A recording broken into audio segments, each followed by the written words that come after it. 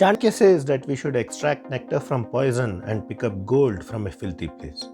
The hijab controversy is becoming ugly by the day, but still in this dirt, there is a golden nugget that Hindus can pick up. If you stay till the very end, I want to highlight one thing that we Hindus can learn from the hijab protests. So let's get right into it. The hijab has all the inconveniences. Difficulty in breathing, it covers them up from head to toe, most unsuitable for a tropical country like India. And yet, Muslim girls are fighting not against it but to wear it.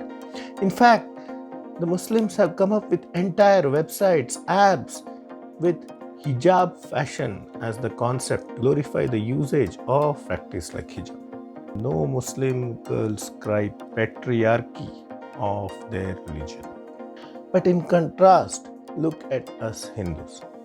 Even the most harmless things like the Mangal Sutra, Kanyadan, Kumkuma, Sindoor, Karwa Chauth, bangles, or the sari is marked as a sign of patriarchy. And influenced by this propaganda, we are giving up such symbols in the name of freedom and modernity. We are coming up with cooked up ideas like girl applying sindoor on the guy on the day of marriage. Friends, as Hindus, when our convent schools forbade mehendi, bindi, kumkum, there was not even a whimper of protest by us.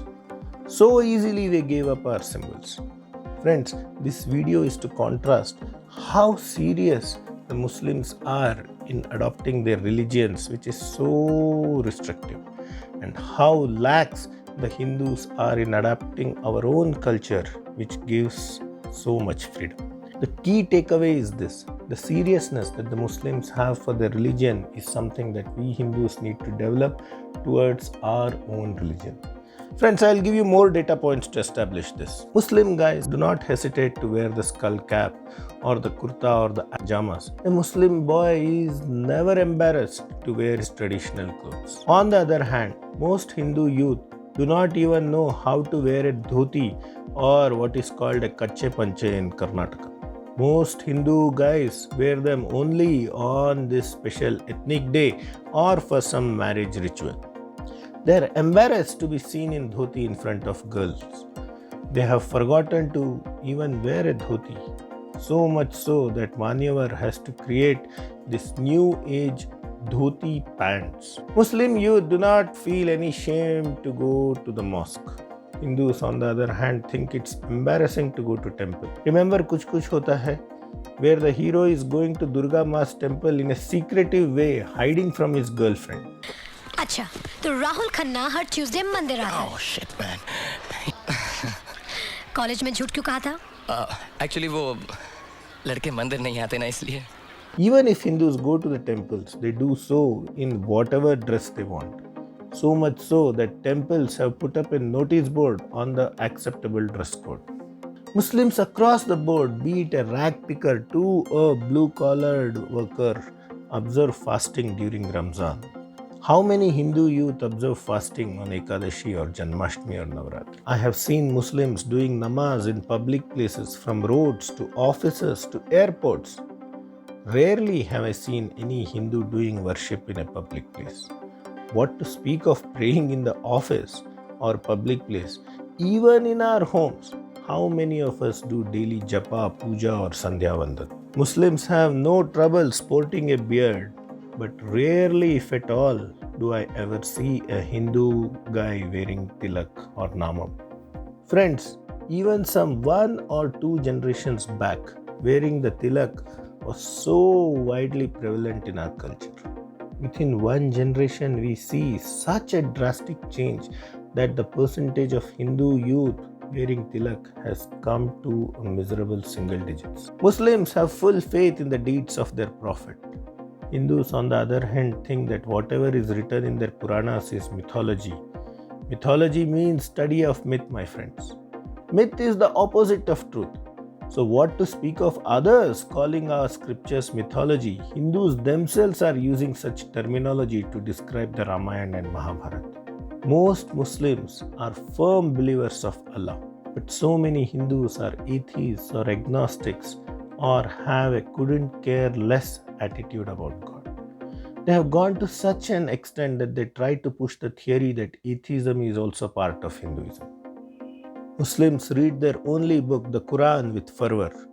Hindus have so many things to read from, the Upanishads, the Vedas, the Puranas, but only a handful of Hindus would have read the Bhagavad Gita. Whatever Bhagavad Gita we read is from the WhatsApp University, which preaches whatever is happening is for good, whatever will happen is also good, or some nonsense like this. Islam gives a strict set of stringent rules, yet Muslims embrace them for the sake of their religion.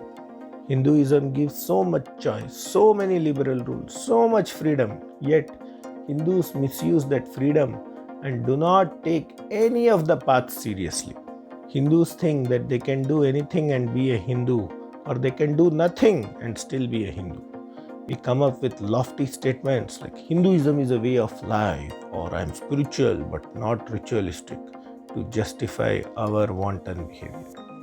Friends, if a building foundation is not strong, the weakest of the winds can bring it down. If we are not interested in our own culture, our own Shastras, how can we be strong? 2 questions on our culture, on our religion and our faith shakes. No wonder so many Hindus are falling into trap of conversion day in and day out. The key reason is ignorance about our own religion and culture.